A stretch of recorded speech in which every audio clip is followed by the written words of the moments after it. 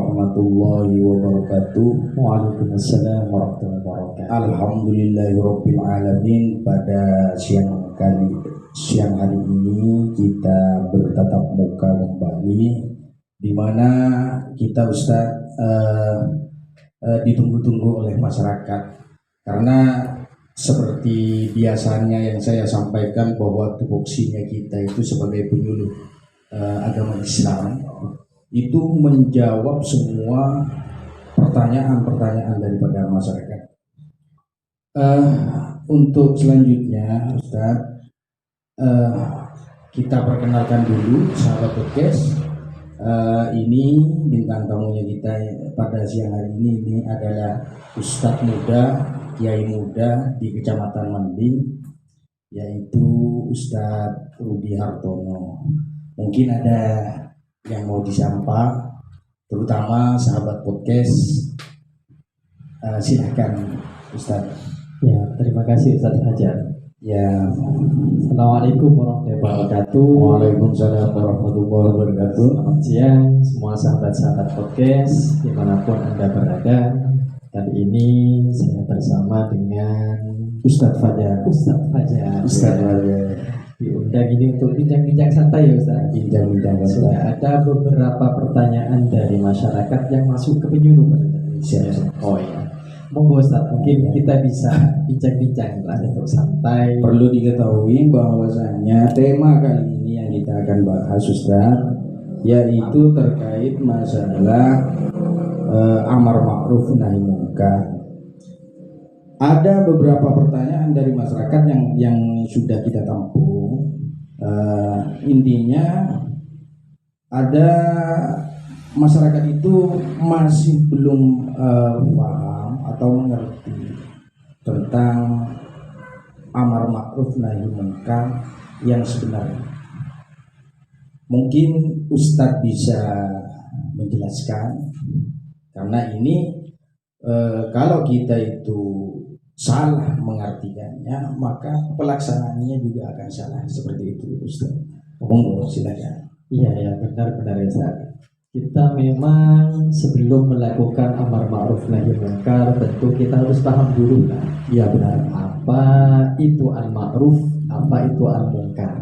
Benar-benar. Dan lucu sekali manakala ada seseorang tanpa tahu apa itu al-ma'ruf, tanpa tahu apa itu al-munkar, tiba-tiba menuduh orang lain melakukan kemungkaran. Iya benar. Padahal dirinya sendiri itu belum paham apa itu kemungkaran. Menyuruh orang untuk melaksanakan hal yang ma'ruf, padahal dia tidak tahu apa itu al-ma'ruf. Oleh karena itu perlu kita pahami bersama, kita clearkan dulu apa itu al-ma'ruf dan apa itu al-munkar. Al-ma'ruf itu adalah sesuatu yang dianggap baik oleh syarak, oleh agama. Sesuatu yang dianggap baik oleh syarak, oleh Al-Quran, oleh Al-Hadis. Jadi bukan sesuatu yang hanya dianggap baik oleh pikiran kita masing-masing, oleh pendapat dan asumsi kita masing-masing. Tapi apakah itu sudah dianggap baik oleh syarak? Al-Quran mengatakannya baik, hadis mengatakannya baik, maka itu baru dikatakan sebagai al-ma'ruf. Jadi bukan masalah tafsirnya, bukan masalah hasil ijtihad, tapi ini masalah pokoknya. Lalu al-munkar itu kebalikannya apa? Al-munkar itu adalah sesuatu yang dianggap buruk oleh syarak, dianggap buruk oleh Al-Quran, dianggap buruk oleh Al-Hadis. Maka dari itu, manakala kita itu ternyata menganggap suatu hal itu ma'ruf, ternyata Quran mengatakannya tidak, hadis mengatakannya tidak, berarti kesalahannya dari kita. Sebaliknya ada satu hal yang kita klaim bahwa itu kemungkaran, harus kita hilangkan. Ternyata Quran tidak mengatakan bahwa itu kemungkaran. Hadis juga tidak mengatakan itu kemungkaran. Tapi kita yang mengatakan itu kemungkaran, berarti yang bermasalah di kita. Hal yang tidak dianggap mungkar oleh Quran hadis, kok justru malah kita yang menganggapnya sebagai kemungkaran.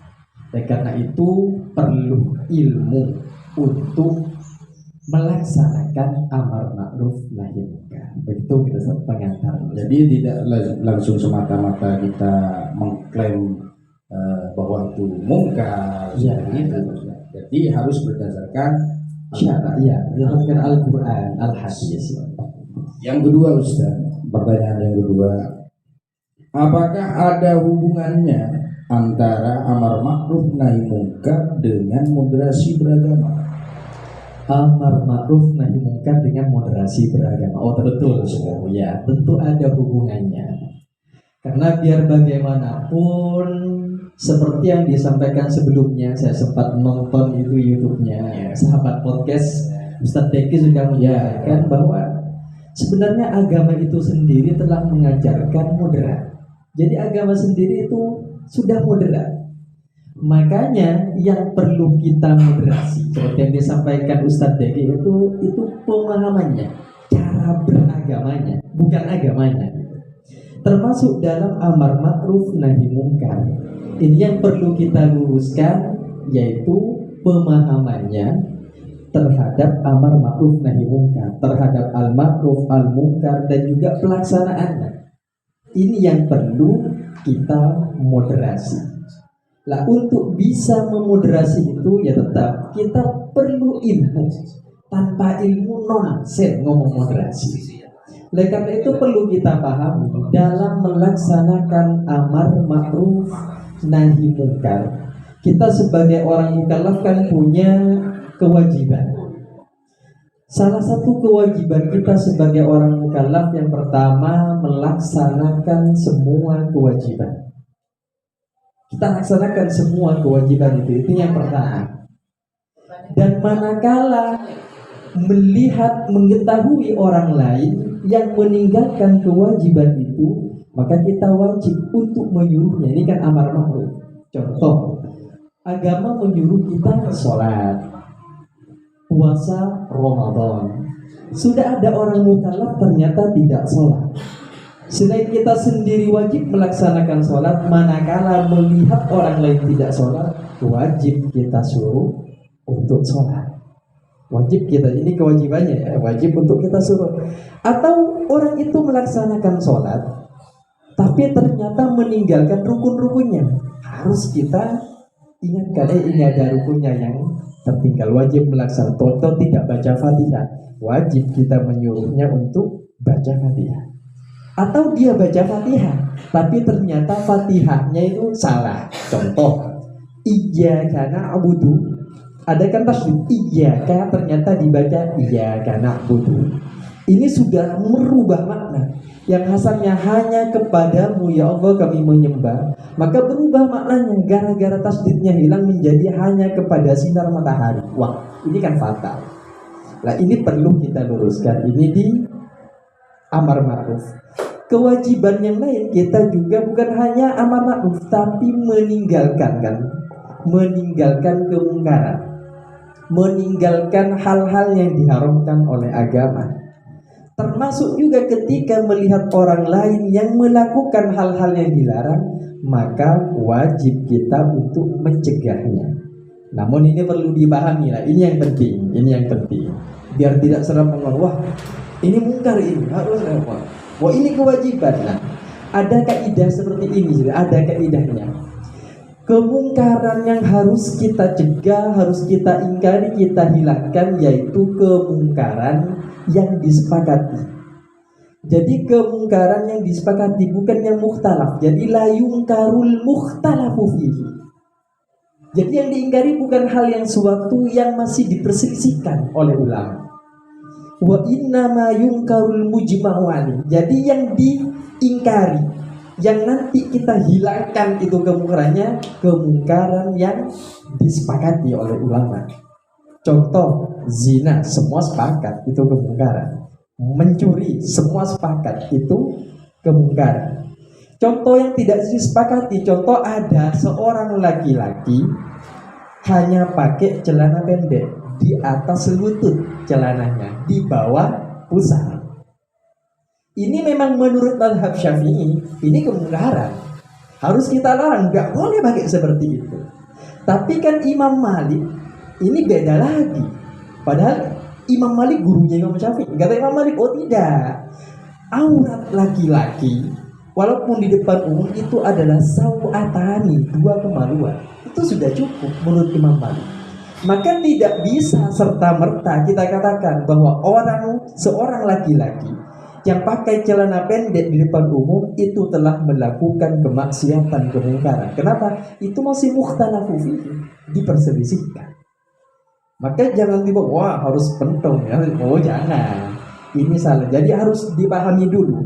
Pertama yang dipahami, kemungkaran yang harus kita cegah, harus kita ingkari, harus kita rubah adalah kemungkaran yang disepakati oleh para ulama. Pertama, yang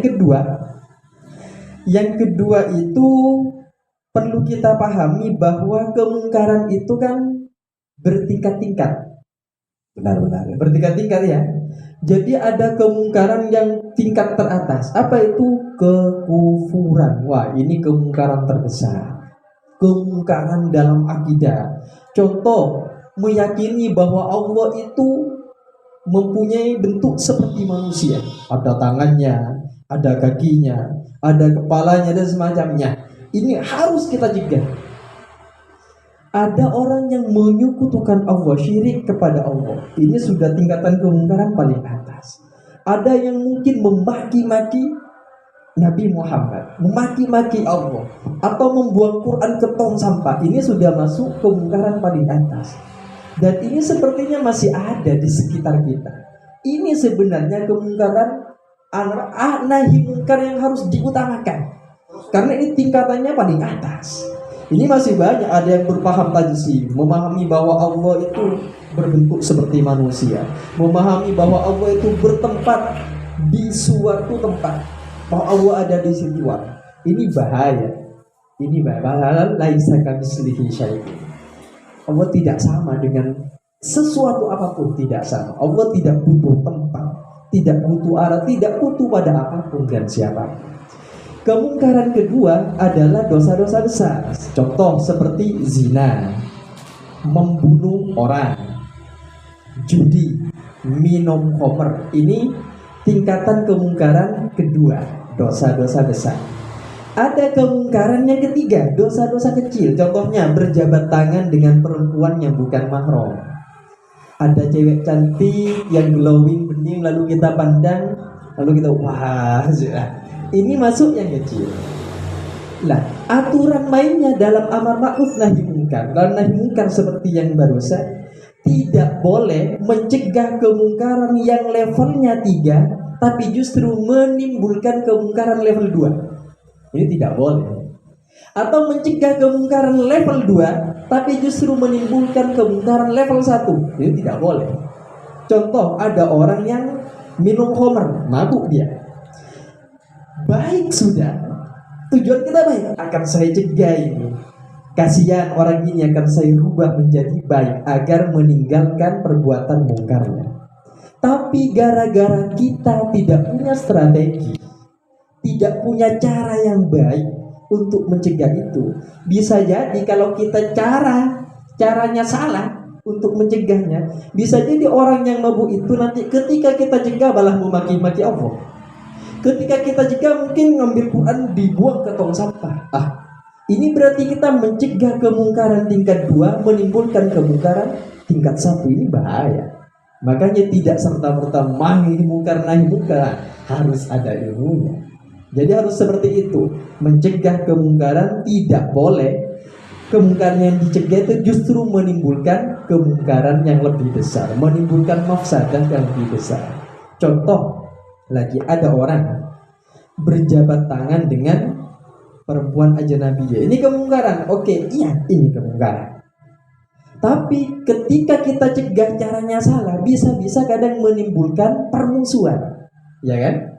Bisa jadi kalau kita caranya salah, bisa menimbulkan permusuhan. Berjabat tangannya aman sudah, hilang sudah, tapi akan timbul kemungkaran terbaru, permusuhan yang levelnya di atas berjabat tangan. Ini jangan sampai seperti ini. Oleh karena itu, kita lah di penyuluh dan juga para mubaligh, mungkin para tokoh dalam nahi mungkar khususnya, ini harus memahami ini, bahwa kemungkaran ada levelnya. Yang seterusnya, ini sekalian Ustadz Fajar, biar tahu jelas. Dalam amar ma'ruf nahi mungkar itu juga harus dilaksanakan dengan akhlak yang baik. Ya biar tidak timbul seperti yang barusan saya sampaikan. Makanya akhlak ini perlu, strategi perlu, fiqhud dakwah perlu kita kuasai. Oke, kita seringkali kita itu melihat di beberapa daerah ada seseorang yang tujuannya itu sudah baik, mulia, tapi gara-gara caranya yang salah, ini justru hasilnya tidak baik. Kenapa? Fiqhul ahkamnya dikedepankan. Makanya perlu dipahami. Tujuan kita memang menggiring seseorang agar sesuai dengan fiqhul ahkam. Tapi proses menggiring seseorang ke arah itu, kita harus menggunakan fiqhul dakwah. Jadi tadriji, bertahap. Quran saja melarang khamr itu kan bertahap. Tidak serta-merta khamr diharamkan, enggak kan? Sebelum diharamkan total itu kan tidak seperti itu. Sebelumnya kan itu disuruh jangan mabuk ketika hampir mau sholat. Kan seperti itu kan? Benar. Wala taqrabus sholata wa antum sukara. Kan tidak serta-merta. Jadi digeser, ini fiqh dakwah. Sama dengan seseorang yang melakukan kemungkaran. Ada seseorang, contoh ya, ada seorang perempuan. Ternyata dia itu tidak Islam. Kita menginginkan dia masuk Islam. Tapi kalau serta-merta kita, ya kamu harus masuk Islam, tutup semuanya harus seperti ini. Kadang dia justru tidak jadi masuk Islam. Maka fiqhud dakwah ini yang terpenting pertama adalah keimanan. Iman dulu lah. Urusan yang belakang itu kan kewajiban yang setelah itu. Iman yang pertama. Maka kita berusaha bagaimana dia untuk bisa masuk Islam dulu. Dia kadang berusaha, tapi saya masih belum bisa untuk pakai jilbab. Oke lah, masuk Islam dulu. Tidak apa-apa saya masuk Islam. Tidak, masuk Islam tidak apa. Masuk Islam. Masuk Islamnya tidak apa. Jilbab urusan kita nanti. Yang penting masuk Islam. Setelah masuk Islam, kita kan bisa bicara. Andaikan kamu bisa pakai rok dulu, walaupun tidak pakai jilbab, yang asalnya cuma rok pendek, andaikan roknya tambah panjang. Awalnya hanya pakai tank top, ternyata andaikan pakai baju. Dia kan dikit-dikit lah. Setelah seperti itu, andaikan pakai hijab, pakai jilbab, tambah mantap. Jadi pelan-pelan kita arahkan orang itu, kita giring orang itu sesuai dengan fiqhul ahkam. Tapi ini kan untuk prosesnya maka fiqhud dakwah. Maka ini juga dalam kita di penyuluh, para tokoh, para mubaligh, kita jangan terburu-buru lah. Kadang kan ada seorang tokoh mengiyakan ketika seseorang akan melakukan hal yang tidak sesuai dengan fiqhul ahkam. Tiba-tiba, itu kok menghalalkan mengharamkan? Tidak menghalalkan mengharamkan. Hanya membiarkannya saja terlebih dahulu. Sama dengan seseorang yang masuk Islam oleh Rasulullah dibiarkan. Tapi Rasulullah saya mau masuk Islam ya Rasul. Tapi saya gak bisa meninggalkan zina.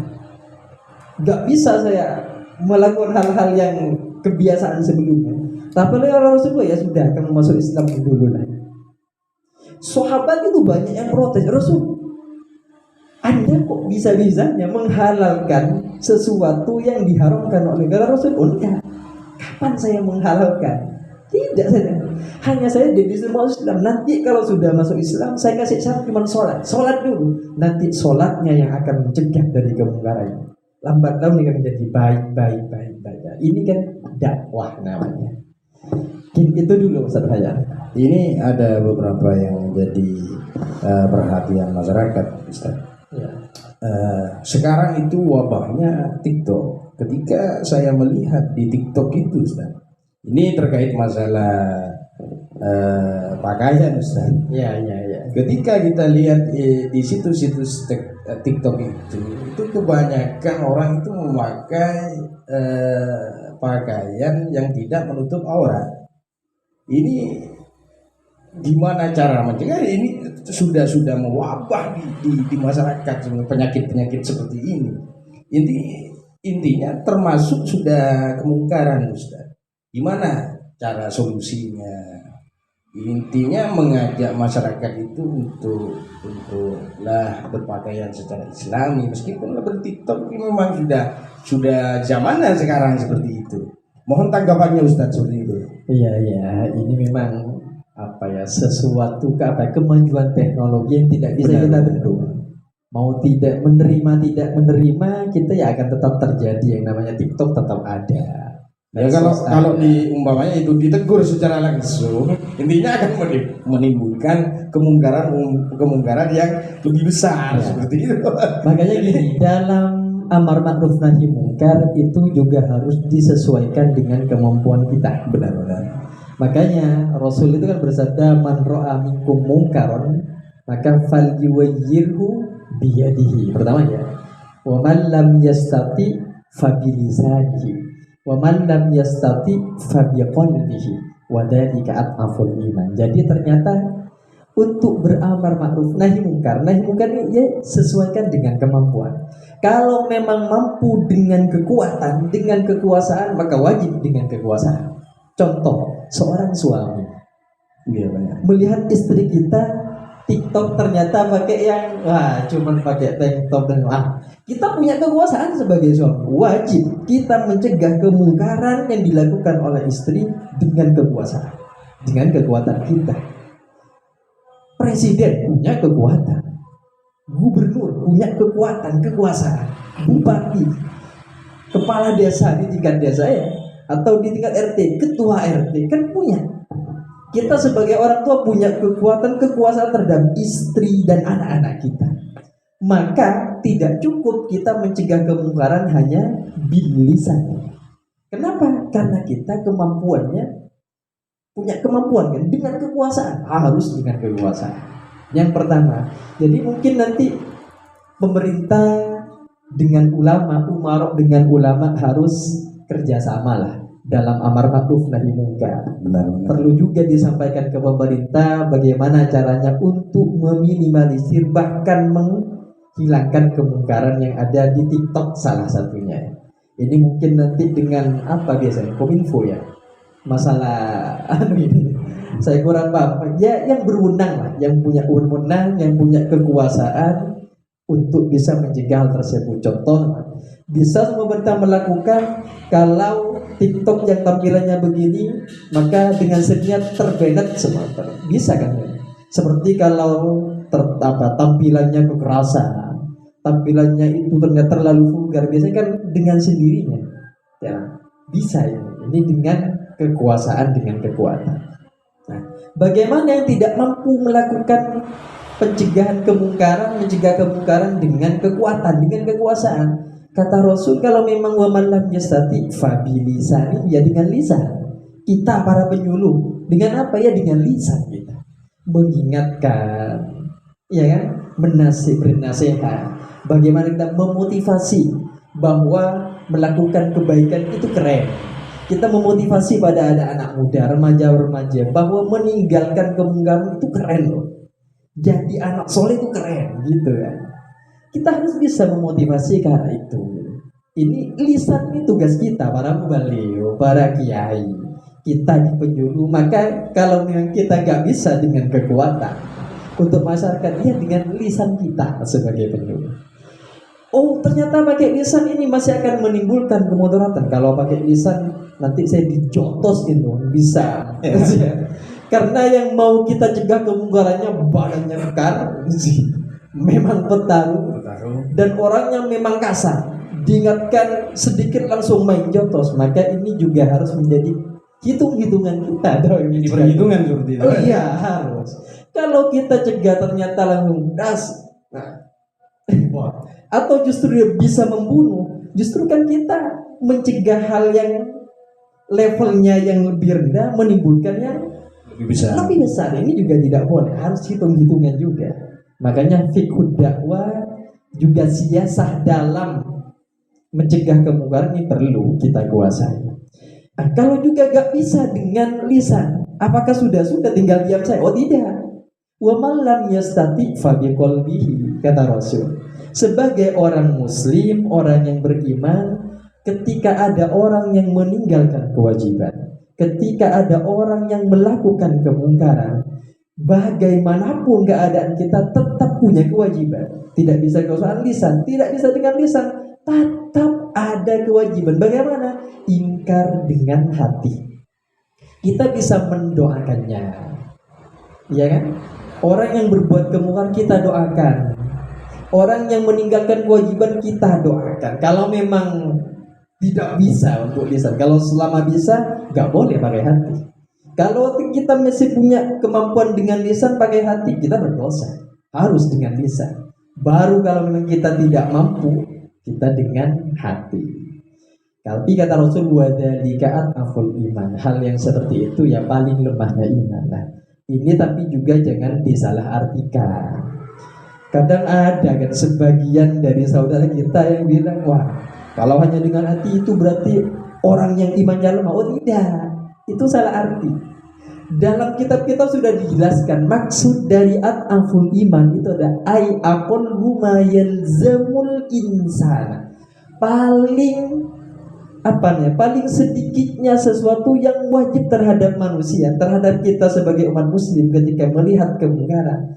Hal yang paling minimal yang harus kita lakukan ya dengan hati. Bukan berarti orang itu imannya paling lemah. Oh tidak. Tafsir dari para ulama, at'aful iman itu adalah kewajiban minimal yang harus dilakukan oleh seorang muslim. Ada juga ulama mengatakan untuk ingkar dengan hati, nahi mungkar dengan hati, itu hasilnya paling sedikit. Ada yang seperti itu. Jadi jangan diartikan orang yang mencegah kemungkaran atau beramar ma'ruf dengan hati ternyata itu orang yang imannya paling lemah. Tidak demikian. Jadi itu bisa. Ya. Ini lagi Ustaz. Pertanyaan yang ketiga, bagaimana pendapat Anda kalau amar ma'ruf nahi mungkar ini diartikan dan dimaknai salah yang kemudian akan berakibat pada sikap dan tindakan seseorang? Nah, itu dia yang sering kita temukan akhir-akhir ini. Dengan dalih amar ma'ruf nahi mungkar, tapi justru yang dilakukannya itu bukan amar ma'ruf nahi mungkar. Makanya amar ma'ruf nahi mungkar kan harus amar ma'ruf juga bil ma'ruf, nahi mungkar bil ma'ruf. Sekarang justru banyak orang yang dengan dalih mencegah kemungkaran, justru dirinya melakukan kemungkaran yang lebih besar. Ya, salah satu yang viral kali ini Ustaz itu ya, ada sebuah situs perdukunan, katakanlah dukun, tapi dia seorang kiai atau ustadz yang intinya dia mengklaim bahwa apa yang terhadap apa namanya ya pasiennya itu terkena ilmu-ilmu hitam, santet atau apalah itu. Dia berkedok agama. Ternyata yang dilakukannya itu seakan-akan mendukung terhadap hal itu, seperti itu Ustaz. Gimana tanggapannya sampean itu masalah ini? Ya, itu harus kembali ke yang tadi lagi. Ya, harus kembali ke apa itu al-ma'ruf, apa itu al-munkar. Siapapun yang melakukannya, siapapun tanpa pandang bulu ya, siapapun yang melakukannya, apabila bertentangan dengan Quran, bertentangan dengan hadis, sudah dianggap buruk oleh Quran, oleh hadis, maka itu berarti kemungkaran. Walaupun orang yang melakukannya bilang bahwa ini demi kebaikan, ini demi kemaslahatan, ini demi untuk kesembuhanmu, ini kan hanya motif saja untuk memuluskan rencana buruknya, rencana busuknya. Makanya kita parameter ma'ruf dan al-munkar ya tetap syarat, bukan pendapat seseorang, tetap syarat ukurannya. Kalau memang baik menurut syarat ya sudah itu ma'ruf. Tapi kalau buruk menurut syara, yaitu berarti al-munkar. Siapapun yang mengatakan, siapapun yang tanpa pandang bulu, kita ke sana, parameternya di sana nanti. Ya. Yang selanjutnya Ustaz, apakah ada kriteria tertentu untuk melaksanakan amar ma'ruf nahi munkar? Apakah harus orang-orang tertentu seperti itu Ustaz? Apa seorang ulama, apa harus ustaz, orang biasa atau tidak boleh menegakkan itu seperti itu? Mohon diklarifikasi dan dijelaskan Ustaz. Iya, ya.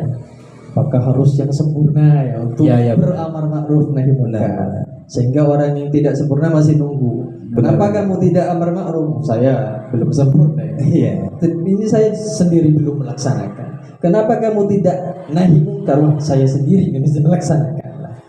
Bagaimana melihat hal-hal yang seperti ini?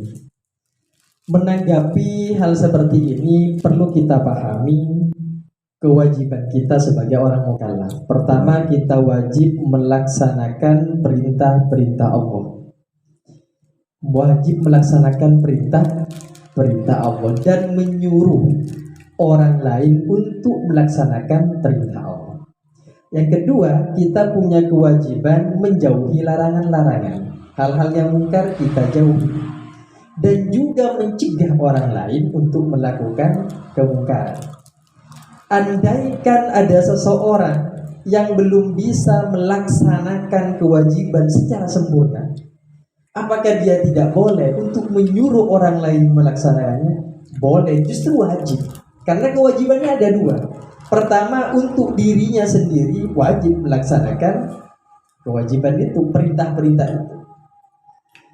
Kewajiban yang kedua yaitu menyuruh orang lain.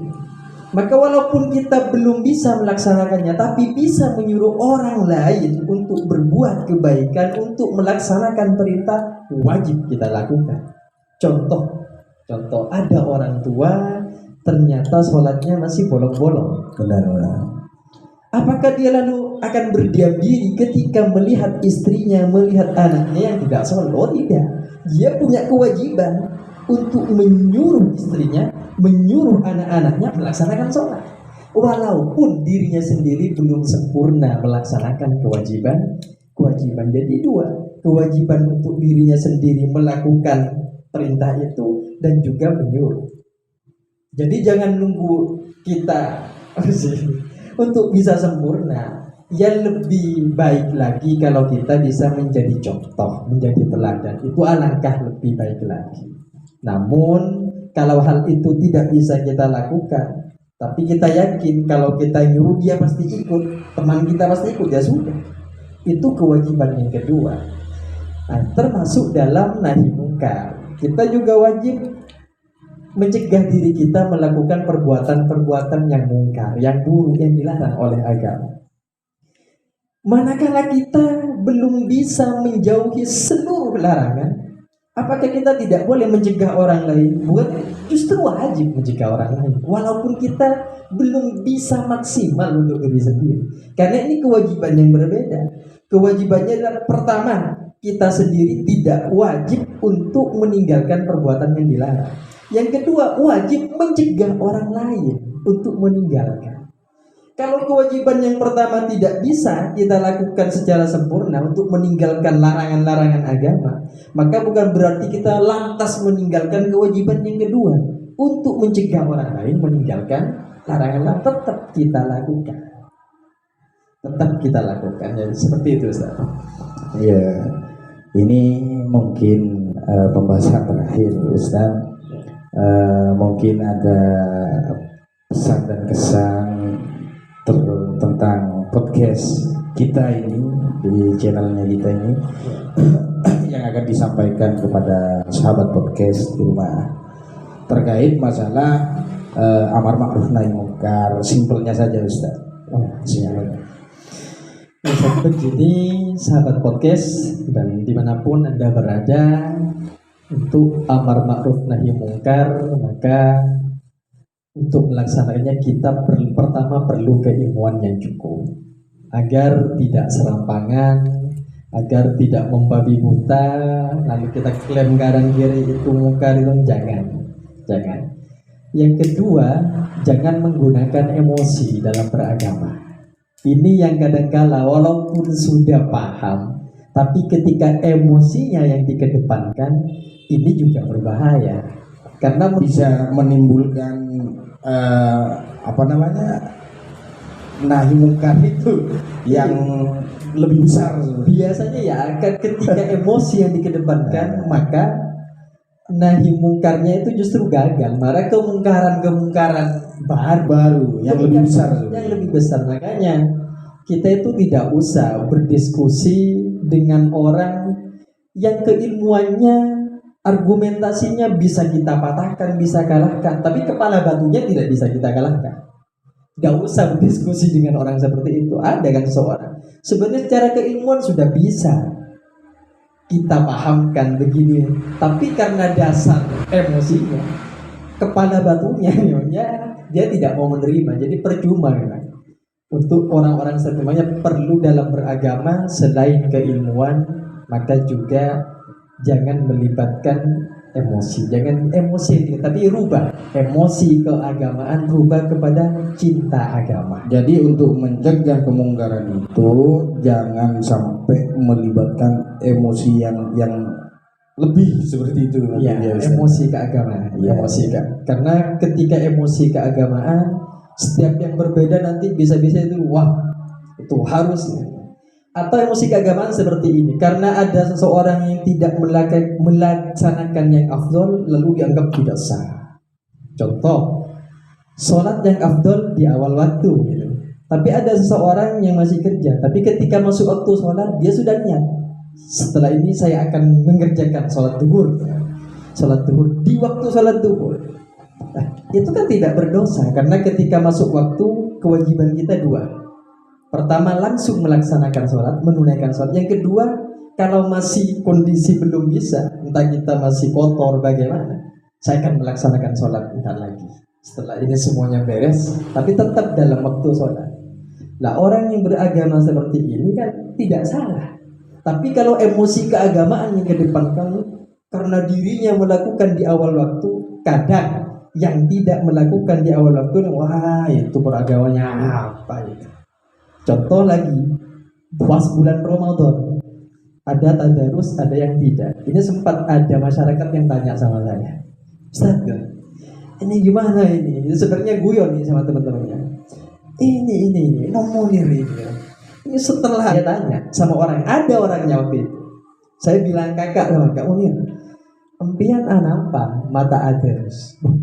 Kok markir kok ya? Engkau markir kok lain? Engkau markir. Engkau arah indik kewajiban aku markir demi tang keluarga, demi tang pendidikan anak. Maka kok tak adarus? Saya tanya kepada yang nanya saya, tanya lagi ya gitu katanya saya. Tadarusan hukumnya apa? Sunnah katanya.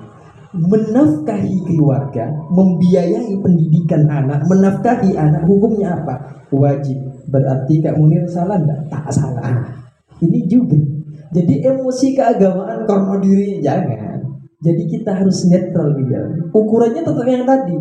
Ukurannya itu syarat tetap. Secara agama kan tidak, tapi karena emosi keagamaannya setelah sholat tarawih ini bagus, tapi jangan mengklaim orang lain yang tidak tertadarus, justru itu tidak baik, justru waduh ini justru parah. Bahkan saya bilang ke orang tersebut, ke Kak Muna, ambian justru tuh sama adarus. Bisa karena meninggalkan kewajiban demi hal yang sunnah. Darusan sunnah kan bisa ngaji jongkok, bisa terus sarang keluarga, tapi mungkin tak markir tak kok apa yang mau dinafkahi keluarga, apa yang mau dijadikan biaya pendidikan putra mandan, kan wajib markir tak apa biar tak terus lebih utama markir. Ini yang perlu jadi emosi keagamaan rubahlah menjadi cinta agama. Siap. Mungkin sampai sini saja Ustaz. Terima kasih banyak atas kehadirannya dan berkenan untuk menjawab pertanyaan-pertanyaan dari masyarakat ini. Mungkin saja sampai di sini. Sampai jumpa di channel YouTube kami.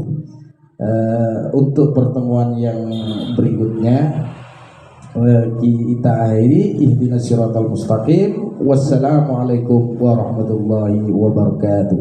Wassalamualaikum warahmatullahi wabarakatuh.